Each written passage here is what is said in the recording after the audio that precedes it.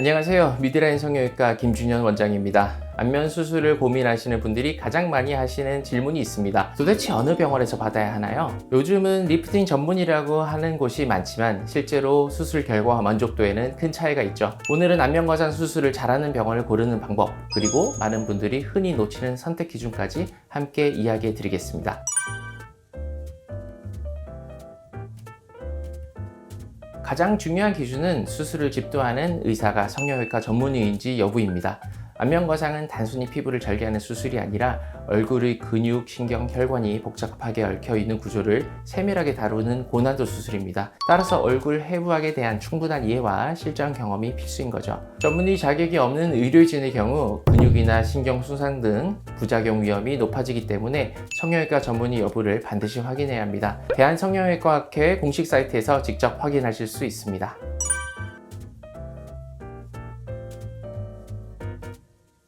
리프팅 전문 병원은 안면 거상뿐 아니라 안면 목 거상, 하안부 거상, 목 거상 등 다양한 부위별 리프팅 경험을 가지고 있기 때문에 환자의 얼굴 구조와 처짐 정도에 따라 가장 적합한 방법을 제시할 수 있어야 합니다. 단순히 시술 장비가 많다는 이유만으로 리프팅 전문 병원이라고 보기는 어렵습니다.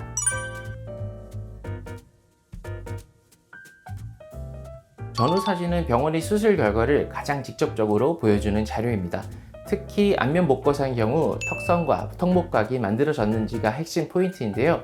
전후 사진을 볼 때 수술 후 얼굴이 부자연스럽게 당겨져 있거나 귀 주변 흉터가 눈에 띄는지도 함께 확인하는 게 좋습니다. 동일한 각도와 조명에서 촬영된 전후 사진을 비교해보면 그 병원의 리프팅 결과를 판단하는 데 도움이 됩니다.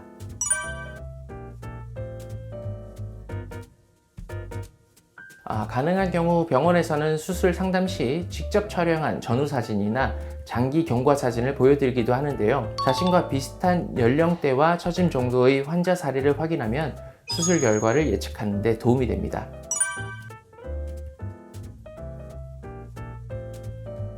가능하다면 두세 곳 정도 상담받아 보시는 것도 좋습니다. 특히 상담할 때 의사가 수술 방법과 계획을 구체적으로 설명해 주는지, 내 얼굴 구조에 맞춘 디자인인지, 필요 없는 시술을 권하지 않는지를 잘 체크해 보면 됩니다. 그리고 상담 후 집도의에게서 받은 느낌도 중요한데요. 신뢰감과 안정감이 드는지도 보실 필요가 있겠습니다.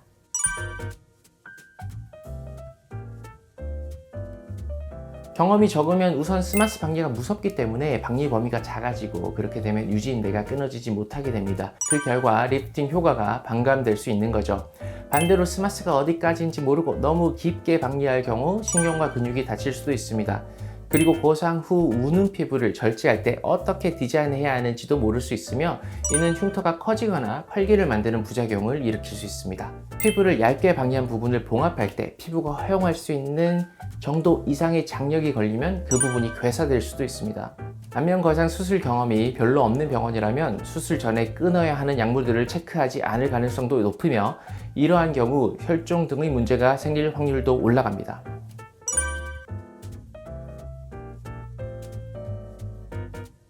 절개 방식에서 구렛나루 앞으로 절개를 하는지 두피 쪽으로 절개를 하는지 차이가 있습니다. 그리고 귀 앞으로 일자로 절개를 하는지 아니면 귀 모양을 따라서 절개하는지의 차이도 있고요.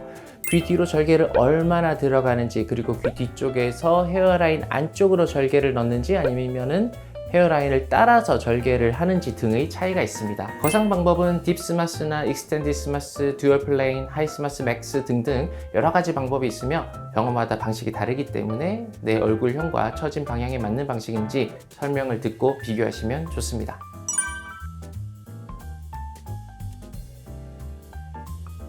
경험이 많은 병원이라면 특별한 회복 관리가 필요하지 않다는 사실을 알고 있을 겁니다. 붓기 케어 정도면 충분하죠. 그리고 물을 닿지 않게 하라는 병원이 의외로 많습니다.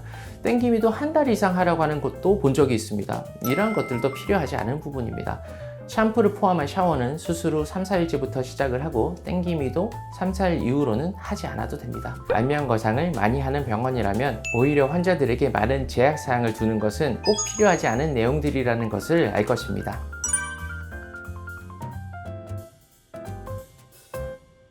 안면 거상은 안티에이징 수술 중에서도 가장 고난도의 수술입니다. 반면 지방 이식과 눈밑 수술은 비교적 난이도가 낮습니다. 따라서 안면 거상 수술을 많이 수행하는 병원에서 함께 진행하는 것이 안전하고 결과적인 측면에서도 유리합니다. 안면 거상 수술은 단순히 피부를 당기는 수술이 아니라 처짐의 원리와 방향을 잘 이해하고 섬세하게 조정해야 하는 수술입니다. 그렇기 때문에 병원을 선택할 때는 성형외과 전문의 여부, 리프팅 전문 병원인지, 실제 전후 사진과 수술 경험, 그리고 상담 과정에서 느껴지는 신뢰감, 이 4가지 기준을 꼭 확인해 보시길 바랍니다. 오늘 영상이 안면 거상 수술을 준비하시는 분들께 도움이 되었길 바랍니다. 지금까지 미드라인 성형외과 김준현 원장이었습니다. 감사합니다.